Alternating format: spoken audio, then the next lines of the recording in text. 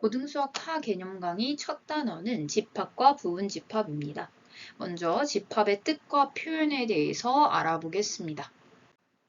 먼저 집합의 뜻에 대해서 알아보겠습니다. 집합의 뜻은 어떤 조건에 의하여 그 대상을 분명히 정할 수 있을 때 그 대상들의 모임을 이야기합니다. 한글로 풀어놔서 좀 어려울지 몰라도 우리가 일상생활에서 쓰는 집합이라는 단어와 동일합니다. 즉 1학년 1반 학생들 광장에 집합해 주세요 라고 했어요. 그러면 1학년 1반 학생들이 딱 광장에 가겠죠. 그렇게 명확한 기준을 가지고 누구야 모여라 했을 때 뚜렷하게 모일 수 있으면 집합이라고 불러준다라는 거예요. 예시를 좀 들어보면요. 약수의 개수가 2인 자연수들 모여라 하게 되면 1은 나 안 가야겠다. 또 2는 가야겠다 생각하겠죠. 3은 가야 되겠죠. 1, 3이니까. 4는 안 가야겠다. 이런 식으로 소수들이 간다라고 할 거예요. 그렇게 딱 뚜렷하면 집합이다라고 볼 수 있고요. 착한 사람들의 모임. 이러면 내가 가야 되나 말아야 되나 고민하게 되죠. 그래서 약간 원소의 입장에서 좀 고려를 하면 될 거예요. 내가 가야 돼 말아야 돼? 이러는 순간 집합이 아니다 라고 보시면 됩니다. 그럼 집합에 이렇게 모인 아이들이 있겠죠. 그 모인 아이들을 우리는 원소라고 불러줄 거예요. 집합을 이루는 대상들을 원소라고 부른다라는 거죠. 집합은 대부분 대문자로 많이 나타낼 거고요. 원소는 소문자로 나타낼 거예요. 그러면 원소가 집합 속에 들어간다라는 그 표현을 좀 수학적으로 풀어내야겠죠. 그래서 그 관계를 나타내 보면요. 원소 A라는 아이가 집합 라지 A에 들어간다라는 표현을 우리는 이렇게 써 있을 거예요. 계속 한글로 풀어낼 수는 없는 거잖아요. 수학은 공용어니까요. 따라서 A는 A에 들어가라는 표현으로 in에 해당하는 이렇게 삼지창 모양으로 그려준다라고 보면 되고요. 원소 B는 집합 A에 들어가지 않는다라는 표현도 예쁘게 정리할 수 있어야 되죠. 근데 우리가 이렇게 부정형 같은 경우에는 이렇게 찍 긋고 끝내죠. 따라서 들어가지 않아라는 표현까지 배워봤습니다. 예시를 좀 들어볼까요? 예시를 들으면 8보다 작은 짝수인 자연수의 모임이다 라고 했어요. 그러면 우리가 쉽게 생각할 수 있죠. 2, 4, 6이 들어가겠네요. 따라서 1은 안 들어가, 2는 들어가, 3은 안 들어가 이런 식으로 표현할 수 있어집니다. 따라서 이렇게 집합과 원소 사이의 관계를 나타내는 기호까지 알아봤습니다. 그래서 정리하자면 이렇게 기호가 나타났을 때 왼쪽에는 원소, 오른쪽에는 집합이 들어간다라고 잘 생각할 수 있어야 합니다. 왜냐하면 다음에 배울 기호들에 있어서 얘하고 조금 헷갈리는 게 있어서 삼지창 모양은 원소와 집합 사이의 관계다라는 거 잘 기억하고 있어야 합니다. 그럼 이 집합을 계속해서 한글로 계속 표현해 놓을 수는 없잖아요. 그래서 좀 깔끔하게 표현하는 방법을 3가지 배워볼 거예요. 원소 나열법, 조건 제시법, 벤 다이어그램 이렇게 3가지가 있는데요. 이게 한글 상황을 보았을 때 원소 나열법이래요. 그럼 원소들을 나열해서 나타내는 방법 같죠. 따라서 그렇게 생각하면 돼요. 원소를 나열하여 나타낸다라고 보면 되고요. 조건 제시법은 조건을 제시해 주세요라는 거 같죠. 조건을 제시하여 나타내는 거 맞고요. 벤 다이어그램은 뭔가 그림 느낌이잖아요. 그래서 그림으로 나타낸다라고 보시면 됩니다. 예시를 들으면서 이게 어떤 상황인지 좀 알아볼게요. A가 8 이하의 소수들의 집합이라고 해보죠. 8 이하의 소수들 딱 떠오르는 아이들이 있을 거예요. 2, 3, 5, 7 이런 아이들이 떠오르죠. 그래서 이렇게 원소 나열법으로 나타낸다라고 하면 A는 요게 집합기호거든요. 우리 중괄호로 표현된 거 있잖아요. 그게 집합기호였어요. 그래서 집합기호 안에다가 원소들을 직접적으로 써주는 거예요. 그래서 2, 3, 5, 7이라는 원소들이 있어. 이런 식으로 표현해 주는 거죠. 근데 여기에서는 좀 주의사항이 좀 있어요. 일단은 원소를 나열하는 순서는 상관이 없습니다. 즉 여기에 문자가 들어갈 수도 있고 숫자가 들어갈 수도 있고 그림이 들어갈 수도 있거든요. 어떤 원소가 들어갈지는 자유잖아요. 그리고 사람 이름이 들어갈 수도 있는 거예요. 그래서 원소에 나열하는 순서는 별로 상관이 없습니다. 7, 5, 3, 2 이렇게 써도 상관없다는 거예요. 근데 주의해야 될 게 같은 원소는 중복해서 사용하지 않는다. 즉 2도 들어갔는데 2도 들어갔어 이러면 좀 이상하잖아요. 그래서 2는 한 번만 써준다 이런 얘기고요. 그 다음에 원소 사이에 일정한 규칙이 있으면 땡땡땡으로 생략은 가능해요. 즉 자연수의 집합이다 하면 1, 2, 3 땡땡땡 이렇게 쓰면 되겠죠. 근데 이게 좀 애매한 게 일정한 규칙이 보이도록은 한 번은 써줘야 돼요. 즉 자연수의 집합이니까 1 땡땡땡 이렇게 써놓으면 이게 말이 안 되죠.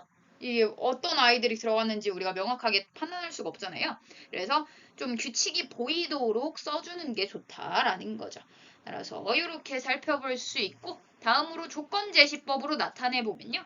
이렇게 나타낼 수 있어요. 이번에는 중괄호 같은 집합 기호 안에 있는데 왼쪽과 오른쪽으로 딱 이 발을 기준으로 분할이 되어 있네요. 이 발을 기준으로 왼쪽에 써 있는 건 어떤 애들을 모아놓을 것인지가 써 있는 거예요. x들을 모아놓은 집합이야 이런 표현이고요. 뒤에 거는 그 x가 어떤 조건을 갖고 있는지 그 조건을 써놓은 거예요. 즉 조건을 진짜 제시해서 나타내놨죠. 따라서 이렇게 살펴볼 수 있고요. 예시를 좀 들어보면 B라는 집합이 x 플러스 y들을 모아놨는데 x하고 y는 얘의 집합에 있는 원소야 라는 표현이죠. 따라서 B는 x 플러스 y들을 모아놓은 집합이고 x와 y는 마이너스 1과 0을 갖는 집합의 원소니까 얘가 될 수 있는 게 마이너스 1, 0, 또 얘도 마이너스 1, 0 이렇게 있는 거죠. 그럼 자유롭게 조합이 가능하니까 마이너스 1 더하기 마이너스 1일 수도 있겠고 마이너스 1 더하기 0, 그 다음에 0 더하기 마이너스 1, 0 더하기 0 이렇게 네 가지가 되는데요. 얘 계산하면 마이너스 2, 마이너스 1, 마이너스 1, 0 그럼 조건제시법으로 원소날법으로 나타냈을 때 마이너스 2, 마이너스 1, 마이너스 1, 0 이렇게 쓰는 게 아니라 얘네들은 겹쳤으니까 겹치는 같은 원소는 중복하여 쓰지 않는다 해서 이렇게 3개의 원소만 써준다라고 보시면 됩니다. 지금처럼 같은 원소 중복 금지 조항까지 살펴보면서 조건지시법으로 나타난 경우에는 웬만하면 원소날법으로 나타내주는 게 좋아요.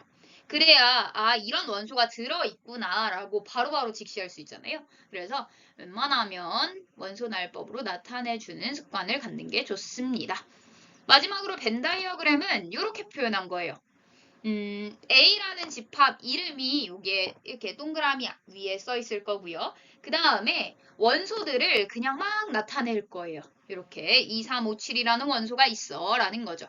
근데 여기서 주의할 건 약간 광장에 진짜 모였다고 생각하시면 돼요. 즉 여기에는 쉼표를 쓰지 않습니다. 따라서 2, 3, 5, 7 그냥 자유분방하게 막 써주면 돼요.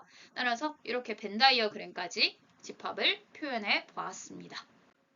집합을 이루고 있는 원소의 개수에 따라서 집합을 분류합니다. 원소가 무한계라면 우리는 무한집합이라고 불러줄 거고 유한계라면 유한집합이라고 불러줄 거예요. 당연한 얘기 같죠? 네, 원소가 무한계인 무한집합에 대해서 한두 개 예시를 들으면요. 우리가 얘기하는 자연수들 집합 이런 거 많이 쓰겠죠. 1, 2, 3 얘네들은 무한집합이죠 당연히. 따라서 얘는 이름도 있어요. 내추럴 넘버 해가지고 n으로 많이 쓰게 됩니다. 따라서 이렇게 쓰겠고요. 조금 더 수체계를 확장시켜 볼까요? 정수의 경우에는요. Z로 많이 쓰고요. 그 다음에 유리수는 Q. 그 다음에 실수로 확장되죠. 무리수까지 합해서 실수까지 확장되면 리얼 넘버 해서 R로 많이 쓰고요. 그 다음에 복소수의 경우에는 복소수 컴플렉스 넘버 해가지고 C로 많이 쓰게 될 거예요. 여튼 이런 수들의 집합에 대해서 물어볼 때 무한집합이구나 아니구나 이 정도만 판단할 수 있으면 됩니다.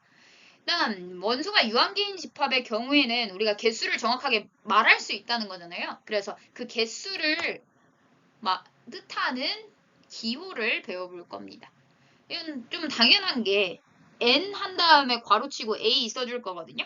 즉 A에 있는 원소의 개수를 물어본다. 즉 number of A의 뜻이에요. 그래서 NA다 이렇게 돼 있으면 A에 있는 원소의 개수가 뭐지? 라는 질문에 대답한다 라고 보시면 됩니다. 그럼 원소가 한 개도 없는 집합도 있겠죠. 그 집합을 우리는 공집합이라고 불러줄 거예요. 이게 비어있다라는 표현의 공이거든요. 그래서 아무것도 없대요. 즉 집합 기호 안에 이렇게 아무것도 없어요 이렇게 표현하면 돼요. 근데 이렇게 표현하면 좀 이상하잖아요. 그래서 우리가 공집합은 기호를 만들어줬어요. 즉 동그라미 한 다음에 이렇게 찍 긋게 되면요. 이건 공집합이구나 라고 생각할 수 있어야 합니다.